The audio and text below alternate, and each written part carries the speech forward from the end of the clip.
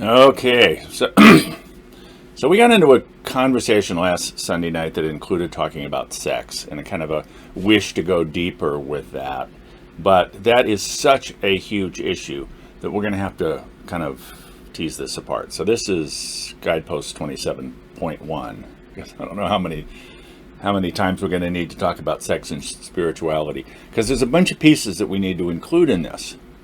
We can't talk about sex without talking about gender, particularly these days. And gender is not the same as sex, even though they get kind of lumped together, and they're certainly related to each other.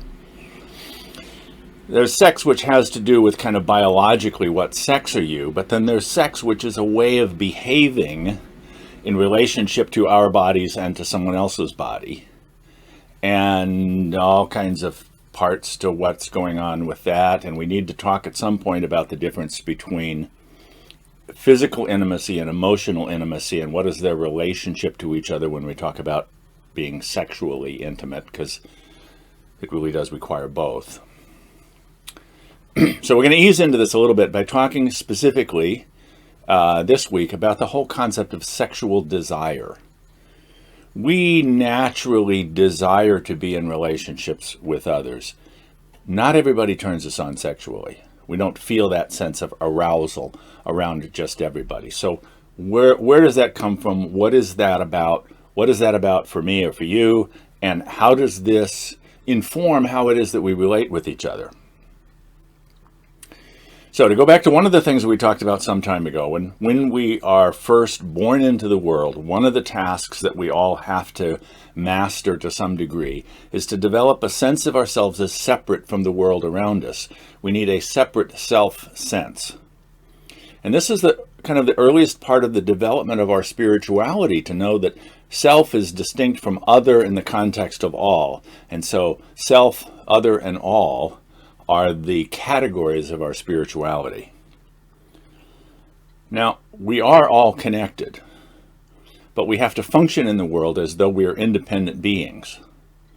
And so I know all by myself, as an independent self, I'm not whole, I'm not complete. I need not just things from others, but relationships with others. There's things that arise for me, qualities of my living that arise for me when it is that I can relate to another in such a way that we are together creating what we both need.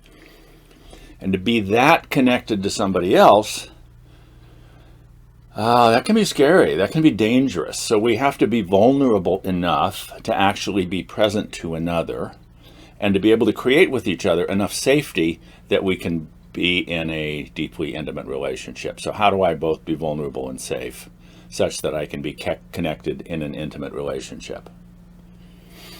Now, one of the things that happens here is that as we develop a sense of ourselves, we construct what we have come to call an ego.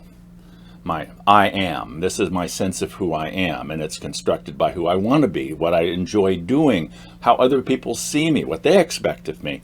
So an ego is a complex, dynamic thing that we have constructed so that we have a sense of understanding who it is that we are. We do a similar kind of thing when we're trying to figure out who it is we want to be with. Because some people pose for us the opportunity of creating the relationship that we're longing for, that will make us whole. And so what are the characteristics of that person? What is that person's sex and gender and eye color and tone of voice and length of hair and all kinds of things about who the other is that is going to shape for me whether I think this is a person that I can be in that intimate relationship with. And so I not only create an ego, I also create an imago, which is that image of who it is that I'm looking for. So as I'm kind of out and about and I'm looking around and I'm aware of the fact that I'm longing for a connection with somebody else, and I see someone and I kind of match them up with my imago. Does she match? Does he match?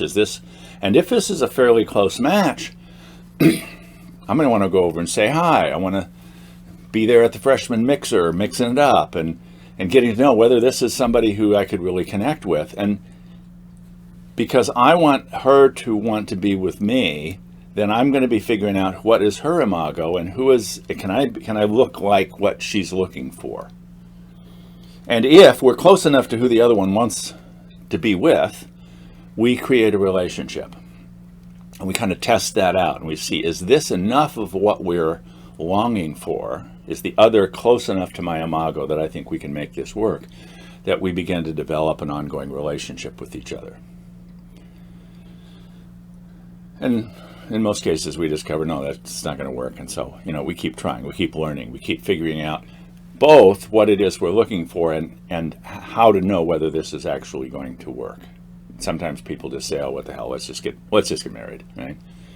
And those could be disastrous, because it's like, well, you aren't who I thought you were, or, So what I want you to do for Sunday night is to be thinking about, what do you know about what you desire? What are you looking for? Or what have you looked for?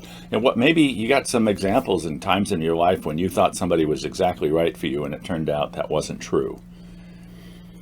But what is it that we desire in another such that we want to develop a relationship that has sufficient intimacy so that we can be not only emotionally intimate, but also physically intimate? And there's a whole bunch of pieces to that, as I said, so we'll come to that. But let's just start with this piece about, what do I know about the relationship between my ego and my imago? What has been my experience of that? And is this a model that really makes sense to us in terms of how we construct healthy and healing relationships with each other? All right? Hope to see you Sunday night.